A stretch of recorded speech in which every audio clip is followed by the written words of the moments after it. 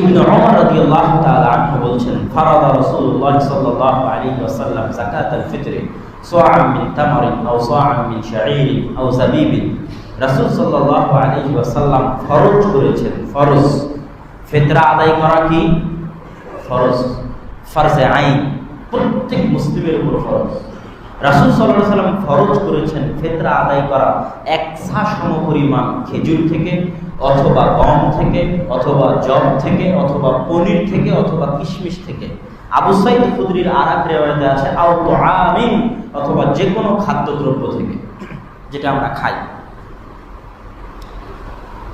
এবং হাদিসে আরো এসেছে রাসূল সাল্লাল্লাহু আলাইহি ওয়াসাল্লাম বলছেন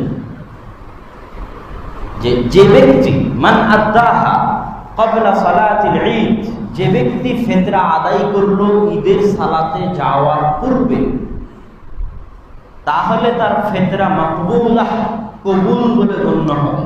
ওমান আদাহা বা'দা সালাতিল ফিতর, আর কেউ যদি ঈদের সালাতে যাওয়ার আগে ফিতরা আদায় না করে, বরং ঈদের সালাতে চলে গেছে ফিতরা আদায় না করে, ঈদের সালাত থেকে ফিরে এসে ফিতরা আদায় করছে, তার ওটা ফিতরা আদায় বলে গণ্য হবে না, স্বাভাবিক দান বলে গণ্য হবে।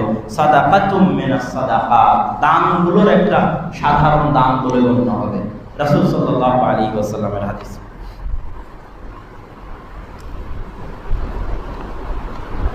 ক্বাবলা খুরুজিন নাস ইলাল মুসাল্লা, মানুষ ঈদের মাঠে যাওয়ার পূর্বে ফিতরা বের করতে হবে।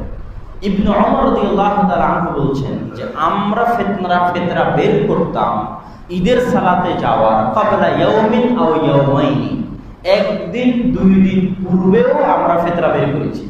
মানে 28 রমজানের দিন অথবা 29 রমজানের দিনেও আমরা ফিতরা বের করেছি। এটা ইবনে ওমর রাদিয়াল্লাহু তাআলা আনহু বলেছেন, সহিহ সূত্রে প্রমাণিত। কিন্তু 28 আগে ফিতরা বের করার কোনো প্রমাণ সাহাবী বা তাবিঈদের পক্ষ থেকে পাওয়া যায় না, যে আমি 10 রমজানি ফিতরা বের করে দিলাম, 15 রমজানি ফিতরা বের করে দিলাম, এরকম পাওয়া যায় না। ঈদের সালাতে যাওয়ার আগে বের করতে হবে, তবে সেই বের করাটা একদিন দুই দিন পূর্ব পর্যন্ত হতে পারে।